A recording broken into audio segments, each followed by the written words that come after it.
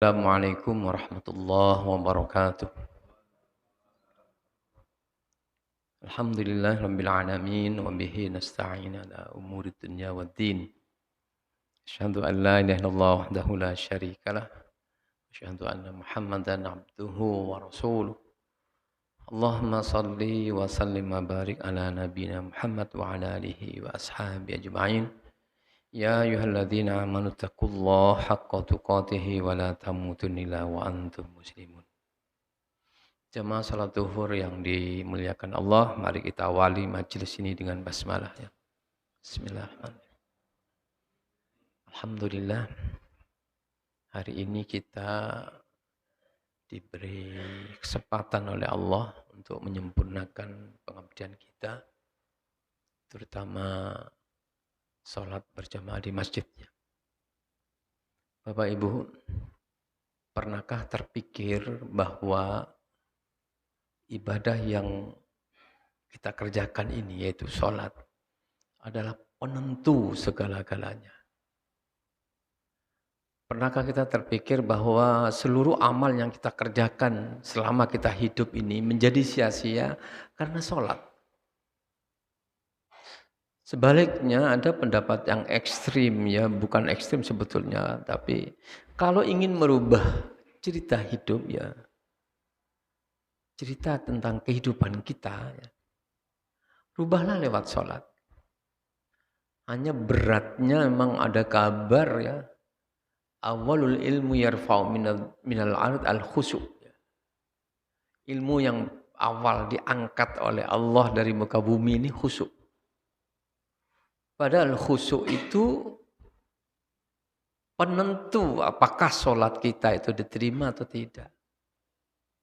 Bayangkan kalau Rasulullah mengatakan fa'in saluhat sholat sair amalhu. Kalau sholatnya baik, maka baiklah seluruhnya orang itu. Fa'in fasadat sair amalhu. Kalau sholatnya jelek, maka jelek semuanya. Bahkan ada hadis yang lebih menakutkan lagi. Diperiksa sholat wajibnya tidak masuk. Allah merintah untuk melihat sholat sunnahnya. Lalu diklop-klopkan juga tidak masuk. Maka orang itu tidak diperiksa lagi. Tidak diperiksa hajinya, tidak diperiksa ibadah-ibadah yang lain. Maka orang itu diperintah untuk diseret ke neraka. Apakah ini pernah terpikirkan? Berarti memang dilihat dari cara Allah memerintahkan ibadah yang satu ini juga beda, ya. Tapi mohon maaf ya, berapa persen kita ini menghadap Allah pada saat sholat? Bisa jadi tidak ada 10%, tidak ada 5% bisa jadi. Maka ada kiat-kiat yang bisa kita lakukan, sekalipun ini teoritis, tapi memang harus kita pahami, ya. Yang pertama Bapak-Ibu sekalian, mari kita upayakan sebelum kita sholat, kita kosongkan dulu, ya. Kosongkan pikiran, kosongkan semuanya. Lalu hadapkan hati kita bahwa kita memang sedang menghadap Allah. Ini yang jarang kita lakukan. Maka ketika ini tidak dilakukan pada saat mulai takbir, tercuri sudah, ya. Sekalipun yang masuk itu adalah program yang baik-baik. Tapi jika tidak benar, oh nanti saya mau nyumbang masjid, oh nanti saya mengadakan taklim. Itu semua tipu daya syaitan, ya.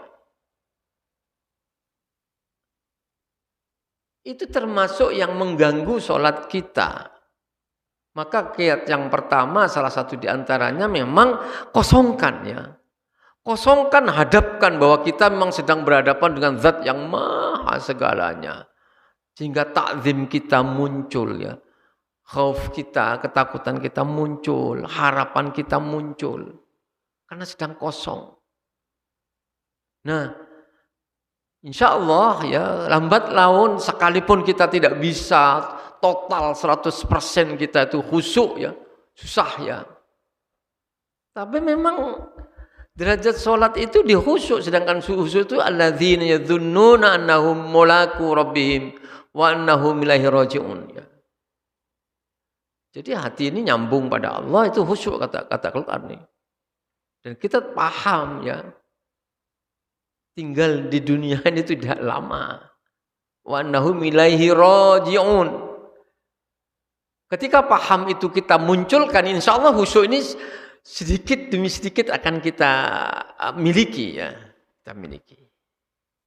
Tapi lagi-lagi memang Masya Allah, apalagi sampai khutuwat syaitan itu merancang betul bagaimana merusak sholatnya anak Adam ini. Ada jin atau iblis yang namanya hinsip. Hinsip itu ditugasi memang untuk merusak khusyuk orang sholat. Itu yang makmum. Kalau yang imam saya lupa namanya. Imam tersendiri ya. Jadi yang goda imam itu lebih berat ya. Gelarnya lebih banyak. Maka jadi imam sholat itu berat sebetulnya. Harus double gardan ya. Harus punya ketangguhan yang lebih dari makmum memang. Sebetulnya saya tidak pantas jadi imam. Yang namanya imam saja jadikan imam. Itu yang pertama. Yang kedua Bapak-Ibu sekalian, kiat-kiat untuk melahirkan khusyuk sekalipun tidak maksimal. Yuk kita coba jangan ada ucapan kita dalam sholat yang tidak kita pahami. Dan sampai kapan kita ini tidak tahu artinya tasyahud? Sampai kapan kita sering berucap sami Allahu liman hamidah tapi kita tidak tahu maknanya? Bagaimana kita mau khusyuk? Bagaimana kita mau ingat Allah? Kita berucap at-tahiyyatu lillahi wassalawatu wattaibah, atau yang model yang kedua at-tahiyyatul mubarakatus salawatut taibatu lillah. Yang paham artinya saja kadang-kadang pikiran tercuri. Apalagi yang tidak tahu. Orang-orang modern sudah tidak punya alasan, apalagi yang punya HP, apalagi yang familiar dengan aplikasi-aplikasi itu. Kita tinggal cari di situ maknanya dulu. Insya Allah ketika kita sudah memulai memaknai, oh saya ruku, ada jenis bacaan ruku macam-macam ya. Kita pakai subhan rabbiyal azim. Atau subhanallah azim wa bihamdih mungkin. Kita sudah mulai merasa mengagungkan Allah. Kita berucap, hatinya memaknai, saya ini sekarang sedang mengagungkan Allah sehingga saya merunduk. Lalu kita taruh muka kita ini di tempat yang paling bawah. Subhan rabbiyal a'la. Maha suci Allah dan maha tinggi Allah. Baru ketika pemahaman-pemahaman itu terus ya, insya Allah ya. Dan yang ketiga ini maaf ini tidak ada di teori tapi saya memaknai begini. Ketika kita berinteraksi dengan Al-Fatihah ya, lalu kita ingat-ingat ini adalah firman yang paling dahsyat sampai Rasulullah menyebutnya tak tertandingi di Zabur, di Taurat, di Injil, di Al-Quran pun. Sehingga khusyuk di Al-Fatihah saja sudah lumayan bagus. Ketimbang kita hilang ya. Hilang. Lagi-lagi Bapak-Ibu sekalian. Kita itu dilihat sholatnya. Sholat gagal semuanya. Padahal kita tinggal di muka bumi ini berbatas waktu ya. Kita diperintah berbekal. Insya Allah bekal yang paling utama untuk kita pelajari. Untuk kita pahami ya bekal sholat itu. Dan yang terakhir Bapak-Ibu sekalian, ayo kita jadikan peristiwa terbesar dalam kehidupan ini ya sholat ya. Tapi buktikan gimana? Tidak ada acara-acara yang nabrak sholat. Kita bilang sholat itu penting, sholat itu segala-galanya. Tapi kita sering buat acara yang nabrak sholat. Itu bohong ya. Ya di skenario ya, hidupnya di style. Oh ini jam nanti nabrak sholat. Tapi berat juga, terutama di lembaga pendidikan Bapak-Ibu sekalian. Saya minta jadwal yang tidak nabrak sholat itu, aduh susah sekali. Susah.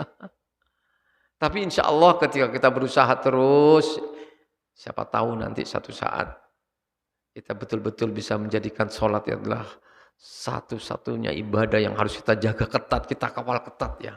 Tidak ada yang lebih besar, tidak ada yang bisa mengalahkan segala-galanya. Lebih-lebih ketika dipanggil oleh Allah lewat rumahnya ini.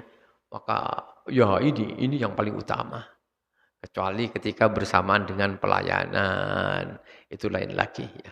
Demikian Bapak Ibu sekalian, mudah-mudahan bermanfaat. Mudah-mudahan kita istiqomah untuk bisa menjadikan sholat ini sebagai sesuatu yang sangat utama di dalam ibadah kita. Subhanakallahumma bihamdika asyhadu an la ilaha illa anta astaghfiruka wa atubu ilaik. Assalamualaikum warahmatullahi wabarakatuh.